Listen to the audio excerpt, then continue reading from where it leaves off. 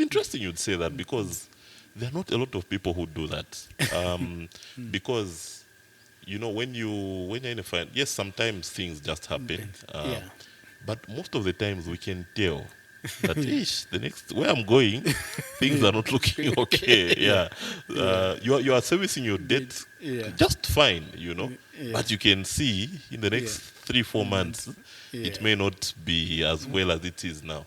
And then now you say, you know what, maybe let me go and. People don't know this information, I feel. Yeah, Yeah. and also if you look at it, like for instance, imagine you owe me money, Yes. and you are failing to pay me, and then I saw you having a lavish party during the festive period.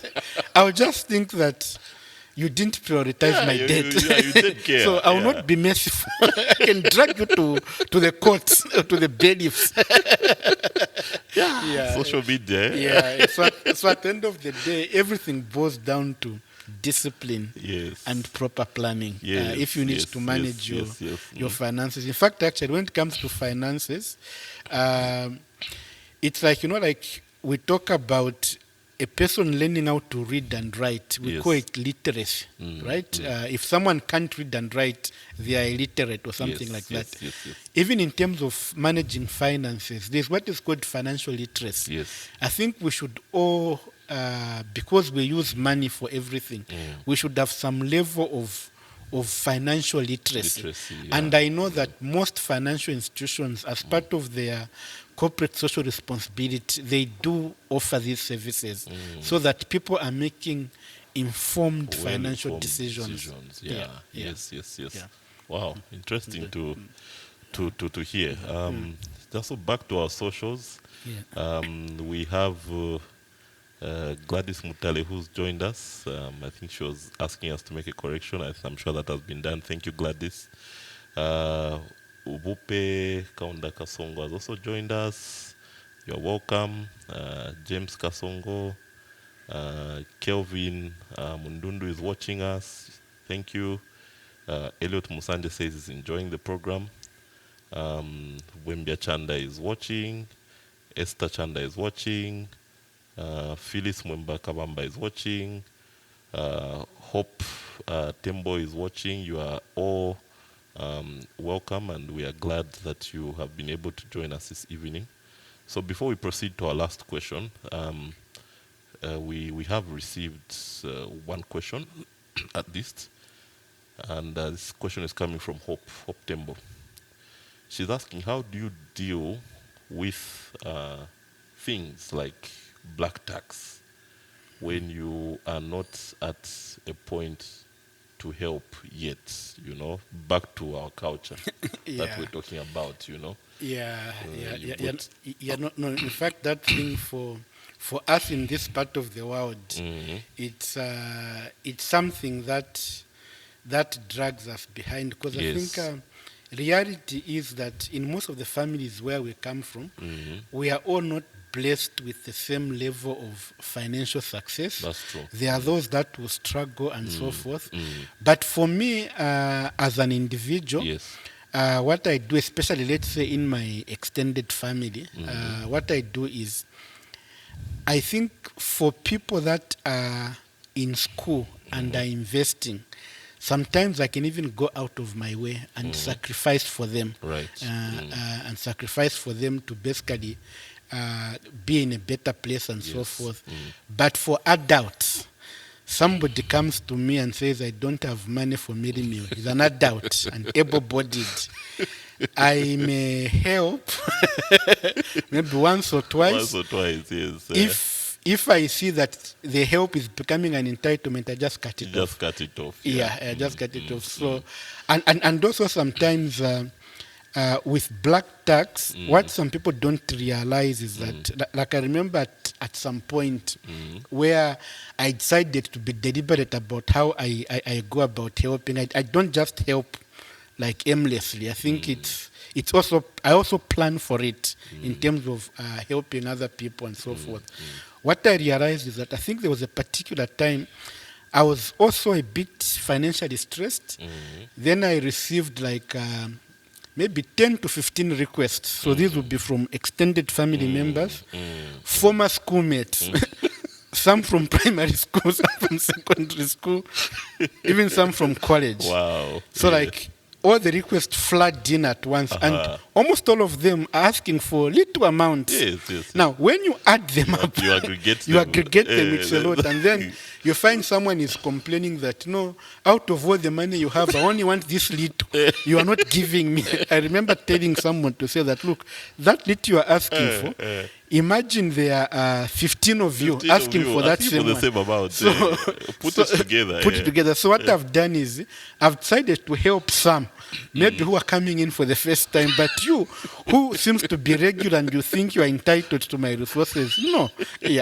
And those people, on a lighter note, personal as an individual, I've made it very clear that apart from my children, there is nobody who is entitled to my resources. Right, And right. one thing I never do is, no matter how emotional or a need is, even in the immediate family comes, I've told myself I can't borrow to help. I will help from what I have. If I don't have, then you don't have it. then I don't have it. I don't take on the burdens of others unnecessarily to a point of what's the word? I don't know what word you can use. To the point of like, for lack of a better word, really disadvantaging Yourself, myself. yeah, right, yeah. But we do help, like with this black tax. It's part of us.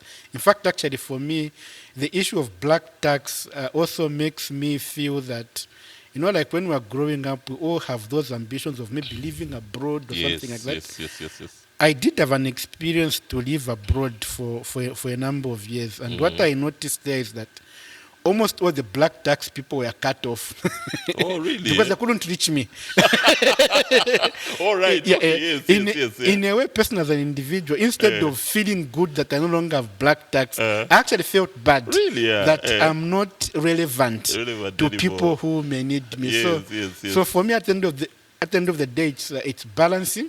Yes. And as part of the black tax, we should in no way encourage laziness, Right. in my view. Yeah. Yeah, like you've said, that balance is it's not the easiest Yeah. to maintain, because on one hand you are being disciplined with yourself. You don't want to spend what you don't have. Yeah. But at the same time, that culture that we have of wanting to help, Yeah. and also coupled with that is the fear that we have that, if I don't help, my name, they'll start talking about me, Uriawaka, so, Yeah. it doesn't help. We hear these things every single day. It's a tough one. Yeah, It's a tough one. And yeah. in fact, trust me, from experience, I've got people who, let's say they come to ask for help, you Yes. give them. They come a second time, you give them. Mhm. Third time, you say, I don't have. Fourth time, I don't have. They go and malign your name. They come back again, you say no. On the 10th time, Yes. when you help them, they actually forget that you never helped them. You become a darling again. But I think for me also, it's a bit unfair for people who are on the receiving end to just have this culture of wanting to receive. Yes. I think this is something you don't find in the Western culture. Because in the Western culture, no wonder, like for instance, maybe to sidestep a bit, I remember one time, I think I was at church. So there was somebody from another country, I think from America or the UK, who was around. And when they came, they had this idea that Africans are poor and we should be mobilizing funds to help them and so forth. So when they came to church, they looked at the car park and they're like, no, these people are not they're poor. not as poor as they seem. So they must have a lot of extra resources at their disposal. So I remember sitting down one of such people and saying, in Africa, there is black tax. There's black tax here. People just expect that you give them without giving it back in return. But that's not the case in the Western world. West, in the Western world, people actually frown upon being dependent on anybody else. No wonder jokingly people say that even when you go on a date, like here, our young men, when they go on a date, Yes. it's just expected that they will cover all the They'll costs. cover the cost, yes. But in the Western world, you go on a date, each person covers their own, or the bill comes, what's the total?